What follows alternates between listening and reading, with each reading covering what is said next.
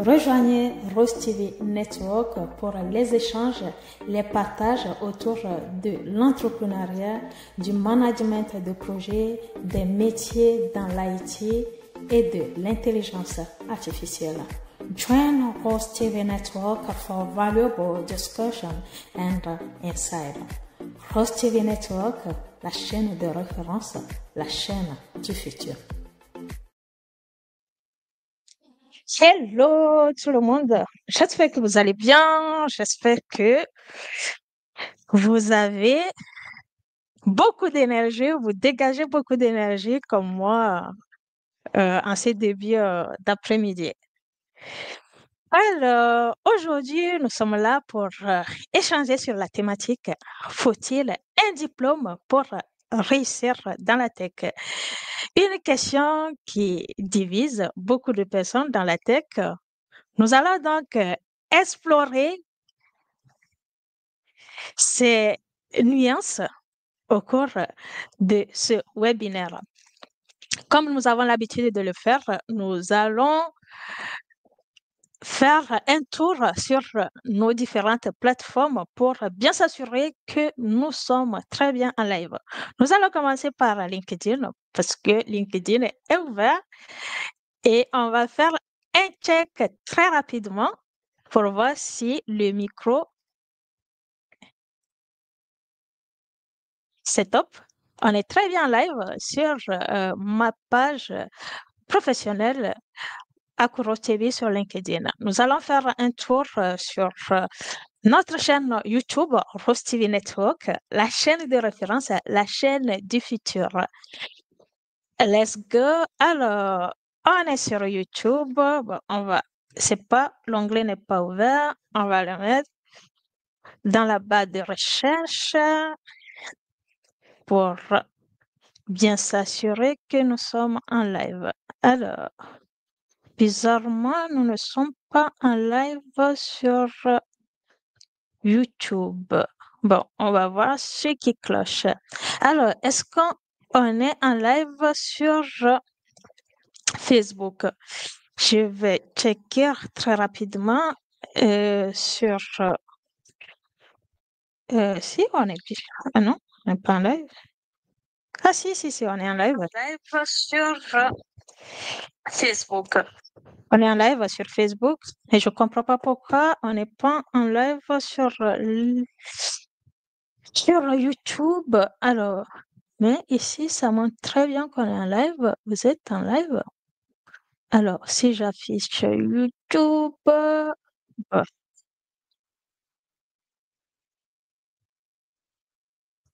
on est également en live sur YouTube, mais quand je suis partie sur la chaîne YouTube tout à l'heure, ça ne s'affichait pas. Bon, ce sont parfois les aléas du direct. J'espère que ça reviendra.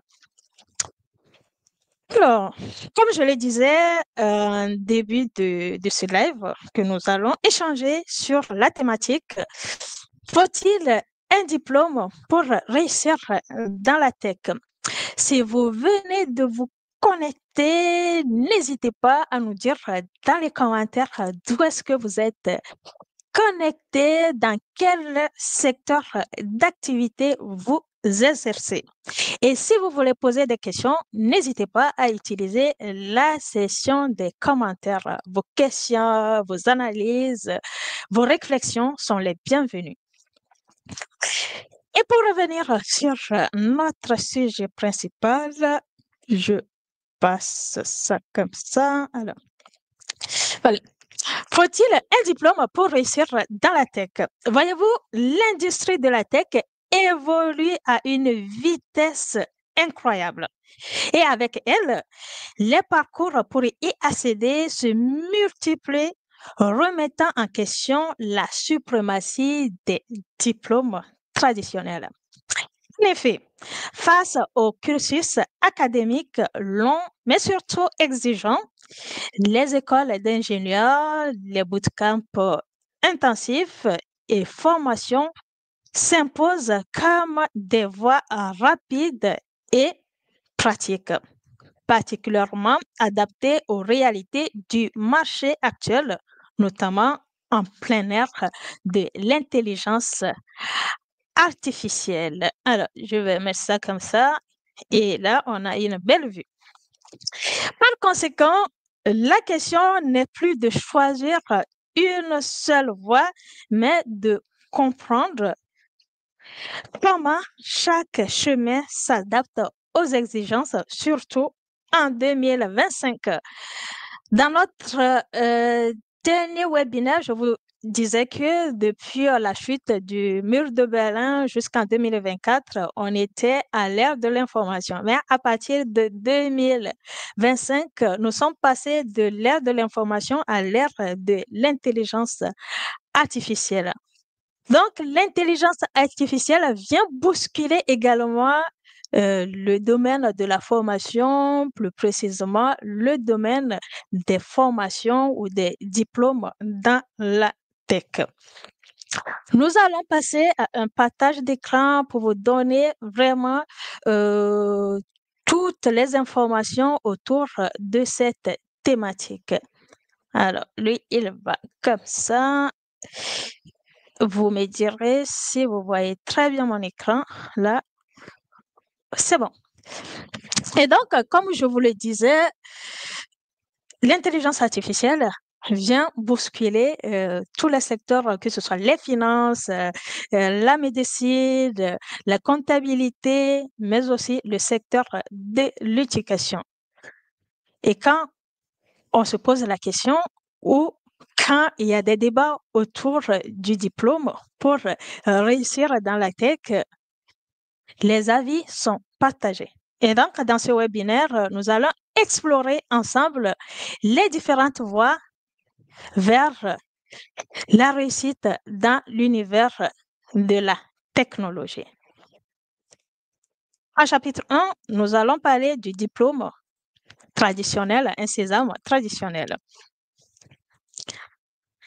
En réalité, le diplôme reste un pilier. Hein. Ça, c'est vraiment le passeport ou le green card, comme aux États-Unis, pour rentrer dans les grandes entreprises ou même dans les entreprises à taille humaine. Et donc, comme le diplôme, il reste un pilier, il va falloir se focaliser sur les formations qui sont reconnues, les formations qui représentent une valeur sur le marché du travail. Et nous allons aussi nous focaliser sur les statistiques concrètes et claires. En ce qui concerne les formations reconnues, je prends vraiment un cas spécifique en France. Les écoles comme Epitech forment en 5 ans, c'est-à-dire qu'ils vous donnent un diplôme d'ingénieur, des experts reconnus avec des diplômes RNCP niveau 7, c'est-à-dire quand vous avez un master 2 ou un diplôme d'ingénieur, vous êtes classé niveau 7, équivalent à un master. RNCP, c'est le répertoire national des certifications professionnelles reconnues par l'État français. Quelle sera la valeur sur le marché de ces diplômes? Les diplômes classiques tels que la licence, le master restent toujours fortement valorisés par les recruteurs traditionnels. Ça, c'est un fait, c'est une réalité. Et si vous résidez en France ou dans un pays de l'Union européenne, vous allez voir que sur la plupart des offres d'emploi, on va toujours demander le diplôme. On va vous demander quel est votre niveau d'études. Voilà, il y a parfois des propositions licence, master ou PhD correspondant au doctorat. D'après les statistiques, il y a 70% des postes dans la tech qui demandent encore un diplôme d'ingénieur ou équivalent selon les offres d'emploi. Et je vous dis, de façon générale, souvent les entreprises, surtout les entreprises qui veulent recruter, les profils tech demandent la plupart du temps un bac plus 5 ou un diplôme d'ingénieur.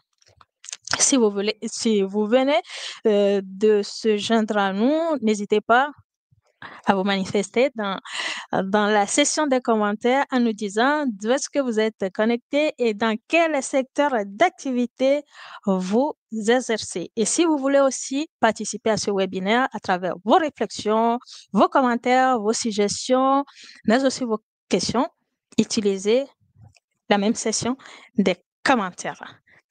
Nous allons poursuivre. La formation classique, un socle solide.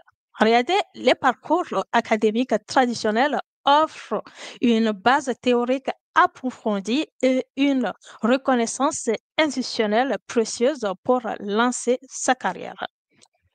C'est classique, mais ça reste quand même un pilier si vous voulez rentrer dans le monde professionnel. Mais la tech évolue vite, très, très vite d'ailleurs. Et donc, nous allons explorer trois dimensions qui montrent vraiment l'évolution de la tech, mais surtout son impact dans le monde professionnel. On a une obsolescence des cursus. Oui, les technologies changent plus rapidement que les programmes universitaires ne peuvent pas s'adapter. Oui, le fait que la technologie, maintenant avec l'ère de l'intelligence artificielle, évolue très vite, les universités, vous savez, les universités se basent sur des programmes qui vont être étudiés sur 2 ou 3, voire 5 ans. Donc, avec cette évolution exponentielle de la tech, les universités ou les programmes universitaires n'arrivent pas à s'adapter avec ces exigences de la tech. En deux, on a un apprentissage continu. Le secteur exige une adaptation constante et une formation permanente tout au long de la carrière. Si vous voulez évoluer dans la tech, préparez-vous à être très agile, à avoir ce mindset d'apprentissage continu. Aujourd'hui, vous allez apprendre à coder sur Python, par exemple, sur C++, sur d'autres logiciels de programmation.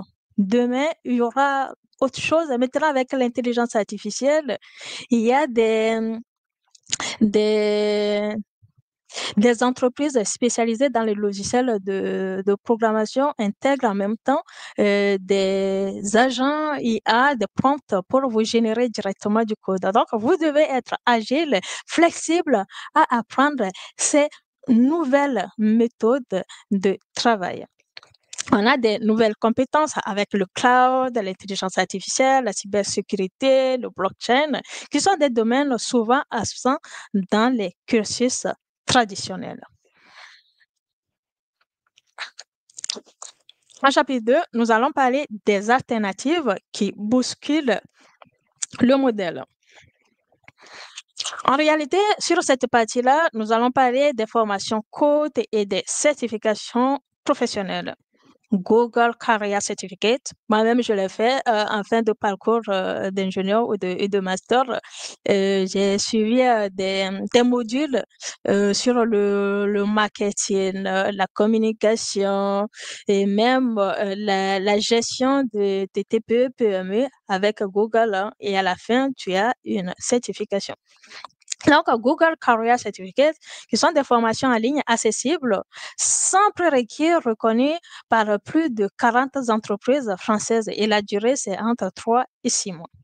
On a le 42 Network ou 42 Network, qui est une école révolutionnaire sans diplôme d'entrée, basée sur l'apprentissage par projet et des compétences pratiques avec certification RNCP. Et je rappelle que le RNCP, c'est le répertoire national des certifications professionnelles reconnues par l'État français. On a aussi les VAE qui sont des validations des acquis de l'expérience.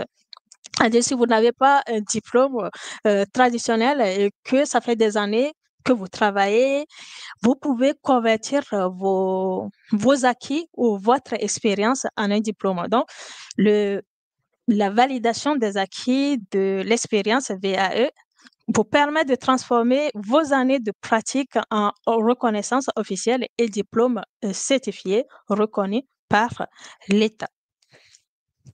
On a quelques témoignages que j'ai pris dans mes recherches avec des chiffres clés.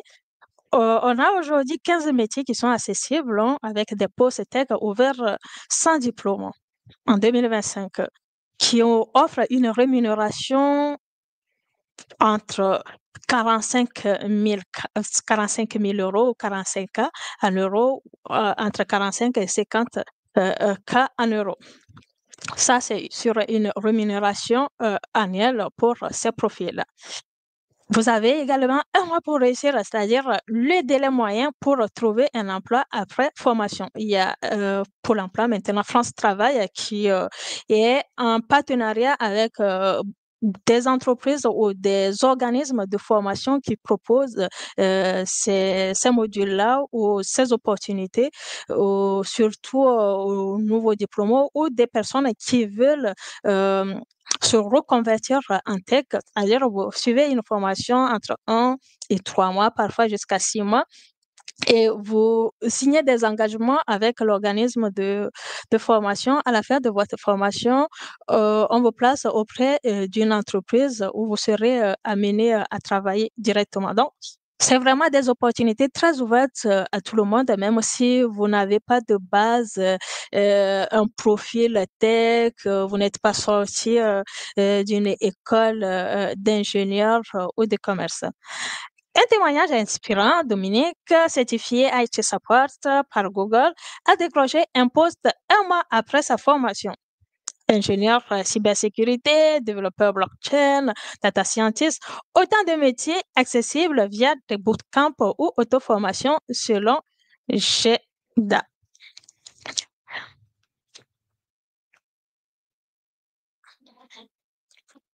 Quels sont les nouveaux chemins vers cette réussite si vous voulez vous reconvertir ou vous exercez déjà dans le secteur de la tech et que vous voulez monter en compétences?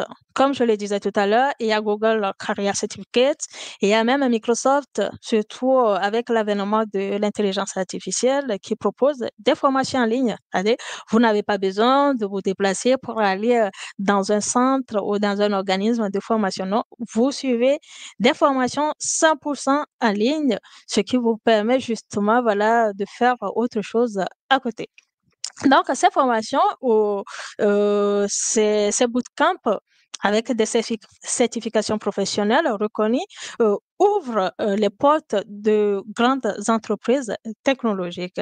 On a le Fortier Network, qui est un modèle pédagogique innovant basé sur le pair à pair, l'autonomie sans cours magistraux, comme on a l'habitude de le faire dans les universités où tu dois suivre des cours, valider un certain nombre de crédits avant de pouvoir valider ton année. Non, ça reste quand même des modèles ou des parcours de façon pédagogique, mais qui sont différents en fait des modèles traditionnels. On a aussi l'autodidacte, c'est-à-dire les personnes qui décident, OK, moi, je m'intéresse à ce sujet-là, à ce métier-là, je vais m'auto-former. Donc, aujourd'hui, on a plein de formations en ligne quand vous allez sur YouTube et même sur LinkedIn.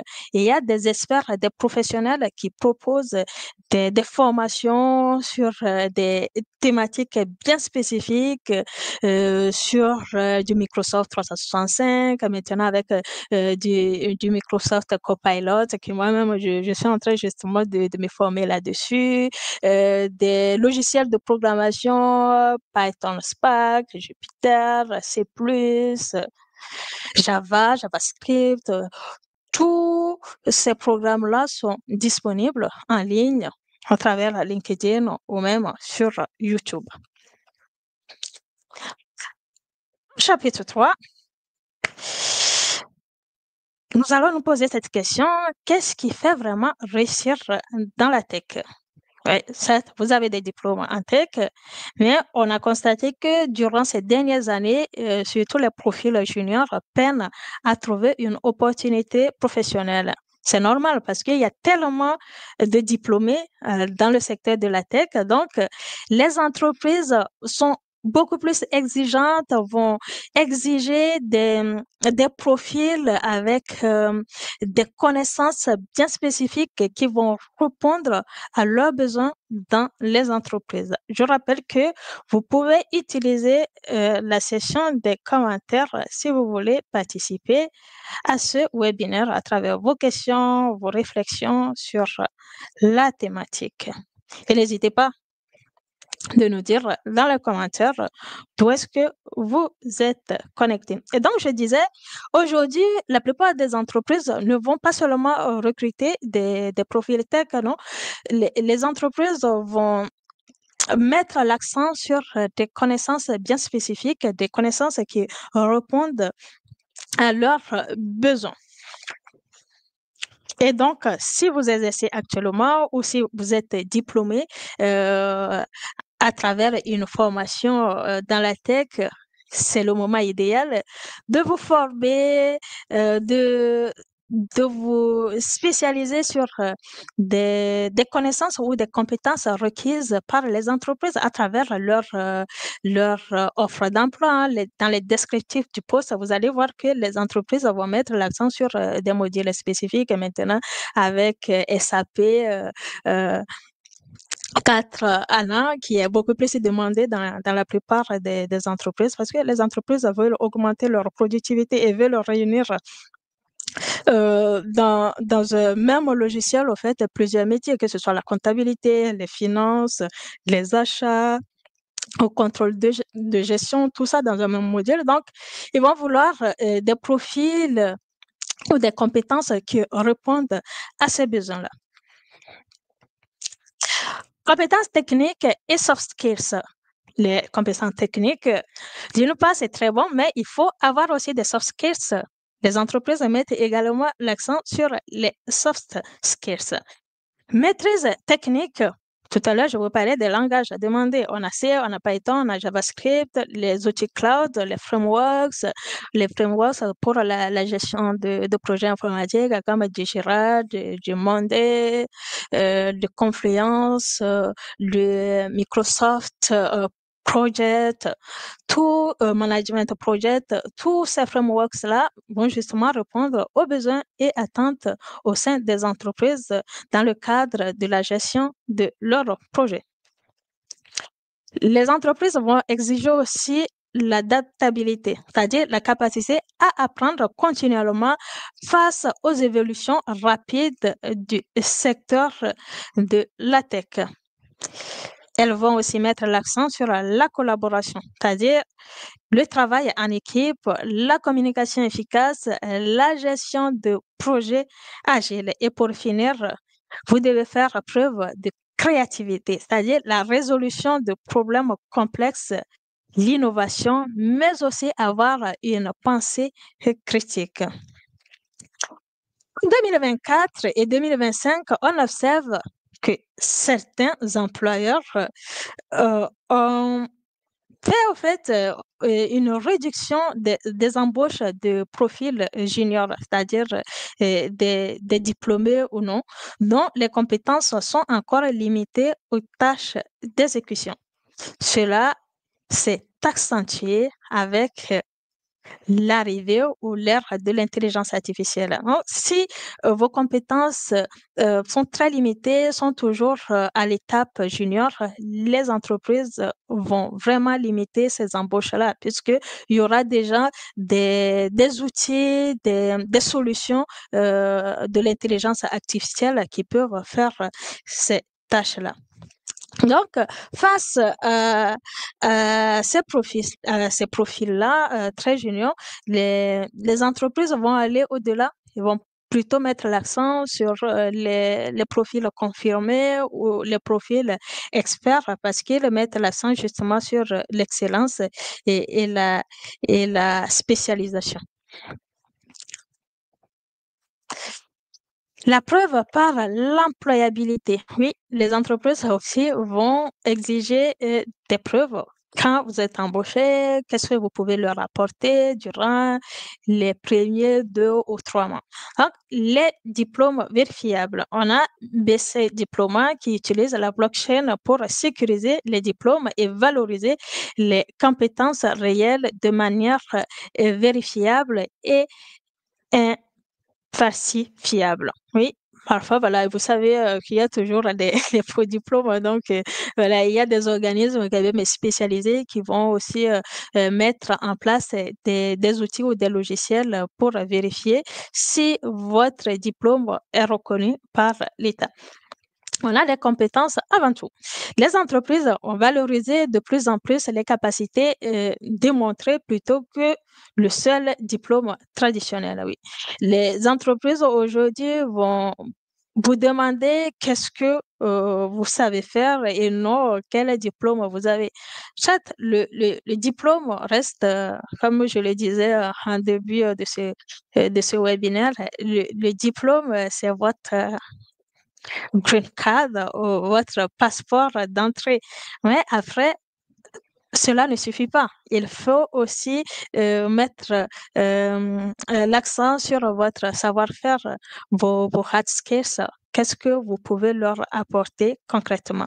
On a aussi un portfolio qui est très aussi demandé. Le portfolio va comporter des projets personnels que vous avez peut-être réalisés sur GitHub. Voilà, des stages, des contributions open source sont autant de preuves tangibles de votre expertise.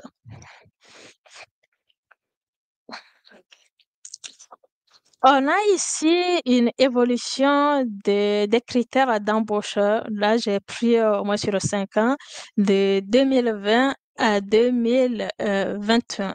Alors, j'ai pris quelques exemples bien précis que je vais vous partager tout de suite à travers ce graphique. Et donc là, en vert foncé, on a des embauches sur compétences et en vert clair, on a les embauches sur diplôme. On va commencer par l'année 2020. En 2020, on avait les embauches sur compétences qui étaient de 35%. Ça, c'est sur l'axe des ordonnées qui était de 35%, c'est-à-dire embauche sur compétences. Ce que vous savez faire en 2020, on va vous recruter ou vous embaucher à travers vos compétences. Donc, cela représentait 35% contre les embauches sur diplôme qui étaient à 65%. Donc, on voit qu'en 2020, les entreprises se basaient toujours sur les diplômes que vous avez pour vous embaucher. Elles ne vont pas regarder tout de suite ce que vous savez faire. On va passer à l'année 2021, toujours avec les embauches sur compétences et les embauches sur diplôme.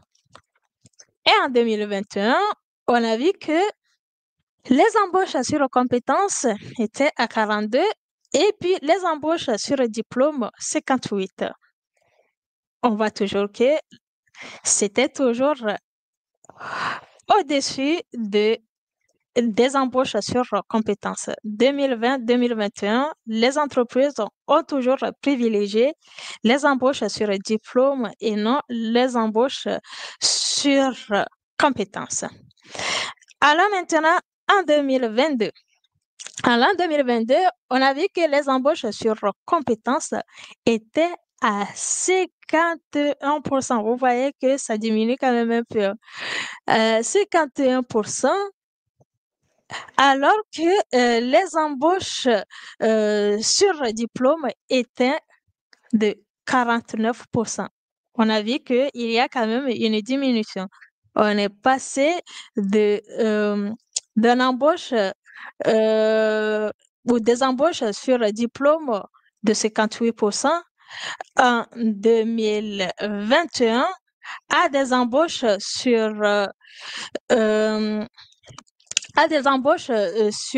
diplôme en 2022 qui sont passées de 58% à 49%, alors qu'en 2021, les embauches sur compétences étaient de 42%, alors que en 2022, ils sont passés à 51%, ce qui marque vraiment une évolution. Les entreprises changent de paradigme. Passons maintenant à 2023. En 2023, les embauches sur compétences représentaient 58% et les embauches sur diplôme 42%. Là, on voit que ça change carrément. Ça change vraiment carrément.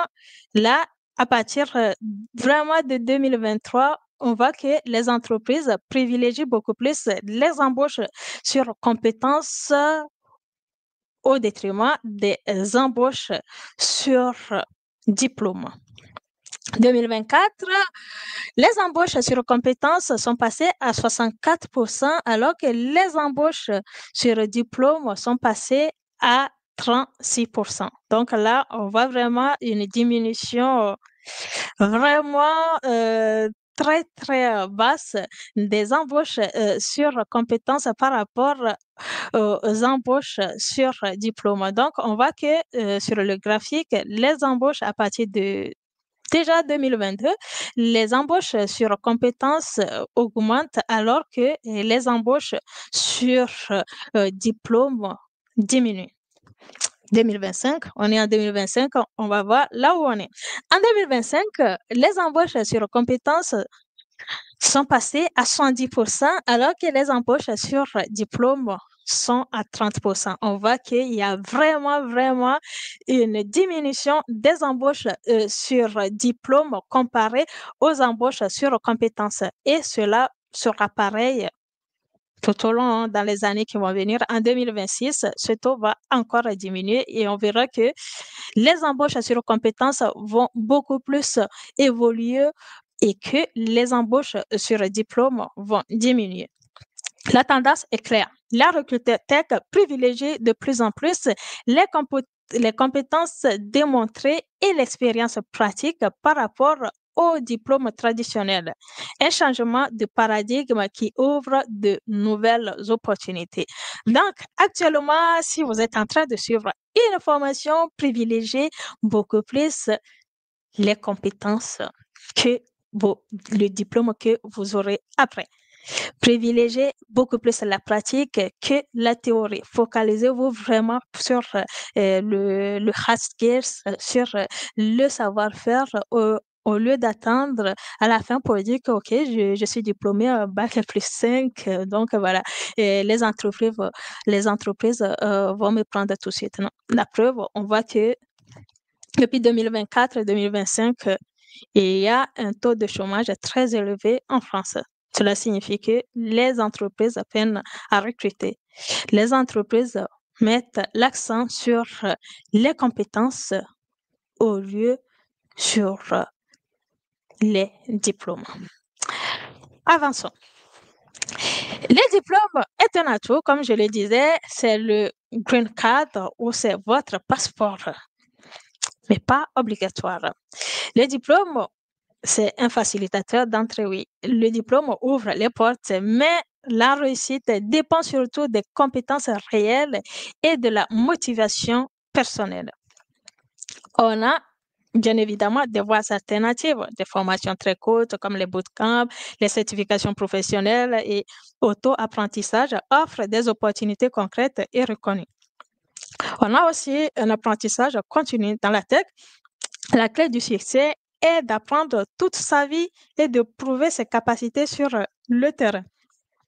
Et comme je le disais précédemment, vous devez vraiment être flexible, avoir cette volonté d'adaptation à apprendre parce qu'aujourd'hui, vous connaissez un logiciel, demain, ça peut changer et vous devez avoir ce mindset à vouloir apprendre, ne pas être fermé. Osez choisir votre voie, votre diplôme ou pas pour réussir dans la tech. Votre parcours est unique, certes. Ce qui compte vraiment, c'est votre passion, votre détermination et votre capacité à évoluer avec les technologies, surtout avec l'intelligence artificielle. Et nous sommes arrivés Alors, à la fin de ce webinaire, ça a été très rapide. Il est 13h35. Là, nous allons passer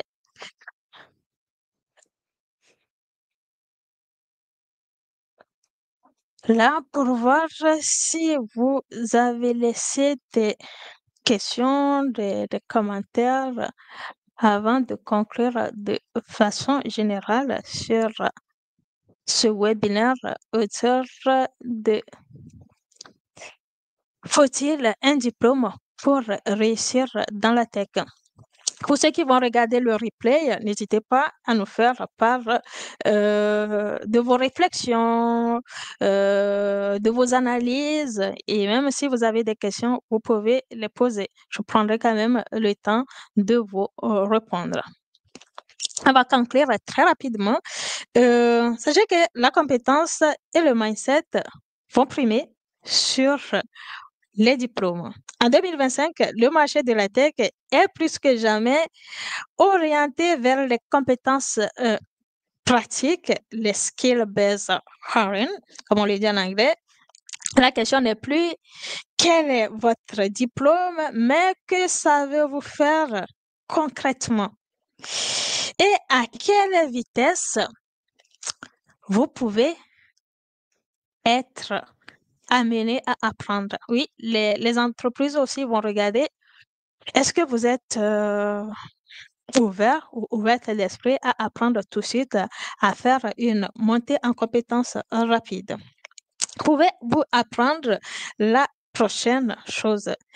Le diplôme d'ingénieur reste quand même un excellent passeport pour l'entrée dans les grands groupes. Moi, c'est grâce à vos diplômes d'ingénieur que j'ai eu la chance de rentrer chez Roro, de rentrer à la Caisse de dépôt et consignation, de rentrer chez la SNCF, de rentrer chez le groupe Vive. Voilà. Donc, c'est grâce à ce diplôme. Mais le reste, c'est les compétences. Qu'est-ce que j'ai apporté à ce diplôme-là? Et vous aussi, quand vous voulez vous engager dans le secteur de la tech ou si vous voulez évoluer dans ce secteur-là, certes, vous aurez votre diplôme, mais la question qui vous revient de se poser, c'est quelles sont mes compétences? Qu'est-ce que je peux apporter comme valeur ajoutée au sein de ces entreprises-là sur leurs différentes problématiques? Tandis que le bootcamp est un visa accéléré qui répond aux besoins urgents de se former sur les technologies spécifiques. En outre, l'auto-formation est quant à elle la résidence permanente de l'apprentissage continu. Pour en résumer, formez-vous, apprenez continuellement si vous voulez réussir dans le secteur de la tech. Vous devez aussi être agile à apprendre à faire une montée en compétences. Et sachez que aujourd'hui, les entreprises ne vont plus privilégier vos diplômes. Elles vont beaucoup privilégier vos compétences, ce que vous pouvez leur apporter. Ainsi s'achève ce webinaire, mais bien avant de vous quitter, je vais essayer de partager avec vous quelques images autour de mon deuxième ouvrage, Potentiel, exploiter toutes vos ressources. Je rappelle que Potentiel, exploiter toutes vos ressources est disponible en précommande sur Amazon. Donc, n'hésitez pas à aller tout de suite sur Amazon à précommander pour être parmi les premières personnes à l'avoir dès sa sortie prévue le 15 décembre 2025. Donc, on est à un mois et demi de la sortie. Donc, allez-y vite faire vos commandes sur Amazon. Et si vous regardez après le replay et que vous aimeriez en savoir davantage, n'hésitez pas à prendre contact directement avec moi. Vous avez tous mes coordonnées sur LinkedIn, à mon mail, et même mon numéro de téléphone professionnel sur lequel vous pouvez me joindre. J'ai à mon niveau actuellement les épreuves de potentiel qui ne sont pas autorisées à la vente. Donc, le but, c'est vraiment de voir le packaging, c'est-à-dire la couverture, le contenu, si c'est bien imprimé, avant la sortie prévue le 15 décembre prochain. Lisez, c'est très important, ça vous permet de nourrir votre esprit. Et je rappelle que la lecture est comme est comparable au sport pour votre corps et puis la prière à votre âme. Vous trouverez également vos premiers ouvrages, N'abandonnez jamais, sur Amazon. Pour ceux qui ne l'ont pas encore lu, allez-y le commander, il est toujours disponible. En version en papier, bien évidemment, nous allons mettre la version e-book pour ceux qui aiment les versions numériques très prochainement. Parce que j'ai eu aussi des demandes, des gens qui demandaient à avoir la version numérique. La version numérique a été disponible depuis 2021 jusqu'en 2023-24. Voilà, c'est après que cette version, puisque c'était un contrat avec ma maison d'édition. Donc, quand le contrat s'est terminé, bon, il y a la version numérique qui est partie. Mais là, nous sommes en train de travailler avec notre nouvelle maison d'édition, Rose TV Network Edition. Et donc, nous allons remettre la version numérique sur Amazon et d'autres plateformes e-commerce. Donc voilà, ce sont les deux ouvrages. Et n'abandonnez jamais, vous devenez ce que vous pensez. Et puis, au potentiel, exploitez toutes vos ressources. Nous sommes, enfin, il est 41. On va encore passer quelques... Alors là, je le laisse comme ça et j'ajoute celui-là. Ok, parfait. Et donc, nous sommes arrivés à la fin de ce webinaire. Je rappelle que si vous regardez le replay par la suite, n'hésitez pas à nous faire part de vos réflexions, vos suggestions, mais aussi vos questions. Je vous remercie pour votre attention, votre disponibilité. On se donne rendez-vous le mercredi prochain. Certainement, nous allons repasser ce même webinaire avant de reprogrammer un autre dans les jours à venir. Je vous invite également à vous abonner sur notre chaîne YouTube, Rose TV Network, si vous n'êtes pas encore abonné, pour de partage très intéressant autour de l'entrepreneuriat, les métiers de la tech, avoir une carrière dans la tech, comment réussir, mais aussi sur d'autres thématiques qui vous intéressent. Merci à vous et à très prochainement sur Rose TV Network, la chaîne de référence, la chaîne du futur. Rejoignez Rose TV Network pour les échanges, les partages autour de l'entrepreneuriat, du management de projet, des métiers dans l'IT et de l'intelligence artificielle. Join Rose TV Network for valuable discussion and insight. Rose TV Network, la chaîne de référence, la chaîne du futur.